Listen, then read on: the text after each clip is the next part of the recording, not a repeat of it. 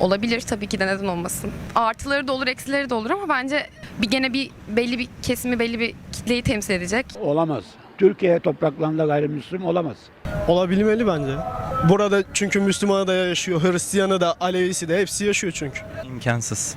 Olabilmeli tabii ki ama imkansız. Tabii olabilir. İnsan olduktan sonra, yönetmeyi bildikten sonra olabilir. Türkiye vatandaşı Müslüman, bir Müslüman ülkesiyiz yani biz geçmişimiz belli, geleceğimiz belli, Müslümanız ve bunu Müslüman olmayan biri yürütmesinin imkanı yok yani. Türkiye Cumhuriyeti Müslüman bir ülke olabilir ama herkes Müslüman olmak zorunda diye bir kaide yok. O yüzden gayet de olabilir. Türkiye'nin geleceğiyle ilgili böyle aydın, ileri görüşlü, daha demokratik olabilecekse çok da iyi olur bence yani. Olmamalı ya. Bunun nedeni bile olmamalı açıkçası. Neden olmasın? Layık bir ülke sonuçta. Yani herkes olabilir. Bence o olmaması lazım. Yani bizi en iyi yönetecek kişi de yani Müslümanlarımızdır. Neden olmasın? Demokratik bir ülkede yaşıyoruz yani. İlla Müslüman olmasını gerektiren bir kanun yok bildiğim kadarıyla. Herhalde anayasamıza göre Müslüman olması ve Türk vatandaşı olması gerekiyor, değil mi? Önce insan olacak. Dini ne olursa olsun, kimliği ne olursa olsun. Kesinlikle olabilmeli, evet. Olamaz ki. Seçmezler, yapmazlar, istemezler. Bence hayır.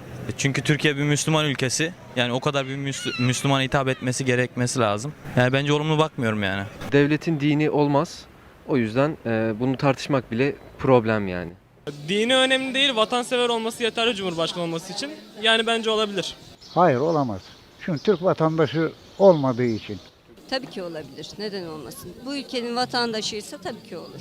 Alevi de olur, Sünni de olur, gayrimüslim de olur, her şey olur. Türkiye Cumhuriyeti vatandaşıysa yani topraklarında yaşayan herkes olabilir. Ama ben ne diyorum bak yani bir Müslümanın gelmesi benim için daha iyi olur. Dini kullanmayan bir cumhurbaşkanı, başbakan olsa gençlik ve gelecek için daha olumlu olabilir bence. Daha verimli olabilir. Azıcık at gözlüklerini çıkarmaları lazım. Yani etnik kökene bakılmamalı, dine, ırka, mezhebe bakılmamalı ama siyasetler bunun üzerinden yürüdüğü için biraz can sıkıntısı olabiliyor. Bana göre bir sakıncası yok. Eğer ki bir insan gayrimüslim de olsa, Müslüman da olsa, eğer işten insan gibi bir insansa, hoşgörüyü, saygıyı, sevgiyi, demokrasiyi, adalete seven bir insansa illaki Cumhurbaşkanı olabilir yani. Ben kesinlikle karşı bir insan değilim böyle şeylere.